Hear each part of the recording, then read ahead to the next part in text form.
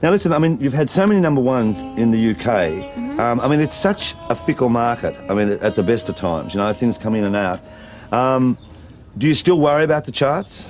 Oh yeah. I guess you have to, you know. I do, but I had to have a little chat with myself and not put the pressure of trying to maintain the kind of chart positions that I had in the beginning. I mean, they were crazy days. Yes. That was number one, number two, number one. I mean, if I had that again, there's no reason to say that I won't. Right. But yeah, I just hope I get a good chart position. The higher, the better, obviously. Yeah. Now, with I mean, even with Sister Danny, I mean, she was recently in the charts. And we've talked about Danny before. I mean, are you the protective sister of Danny? Because, I mean, you know, here, I mean, she's on the magazines all the time, you know. But, I mean, Danny is a very talented person in many ways as well. I mean, she does the television, etc., etc. Yeah. Does she ever come for you for advice? Indirectly, yeah. I think it's just nice to know that we can both support each other. Sure. And she can tell me that she's had a really bad day, and I can say, I understand. Yeah. And she knows that I mean, I understand. It's not like a friend whose sympathy is very nice to have. But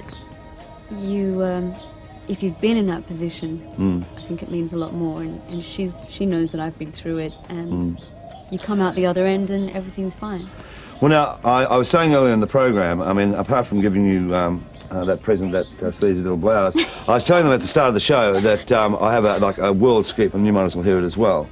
I actually slept with Ginger Spice last week. How was she? She was pretty good. Well, I'll expand it a bit more. I mean, we're on a plane together, and she sat one side of the seat and I sat the other, right? You spooned! I did. Well, I mean, but she cuddled this big, stuffed Black Panther, you know? But the Spice Girls... See, if you're a Spice Girl, you can get away with anything. Well, the Spice Girls... You can drag a big panther on the plane. I know. Spice Girls, what do you think of them? I think they're great. Yeah? Yeah. It's fun again, isn't it? It brings a bit of fun back into the music scene. Yeah, it's something that, I mean... I'm always asked what do I think of them, and it's hard to think of them and take away the phenomenon part of it. But just driving around today, I've heard quite a few of their songs on the radio, and I sing along to them, and I know them, and they've already carved their place in musical history. All right, before we go into their current single, which is called The Spice in Your Life, Spice Up Your Life, that's it.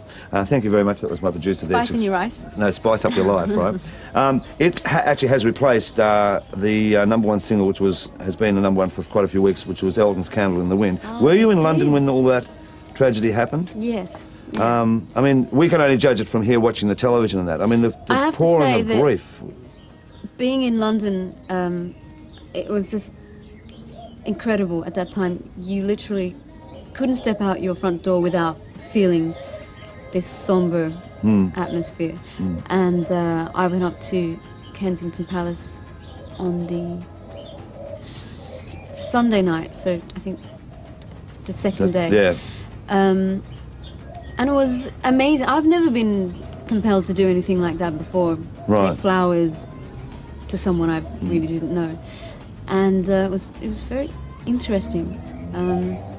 Sad, but so quiet and so respectful. People were just gently moving around, and I'm very glad I went. I think over the next few days, more and more people knew about it. The streets were just, I mean, you would have seen it on the TV. Unbelievable. I mean, strewn with flowers and notes and pictures, and it was quite amazing.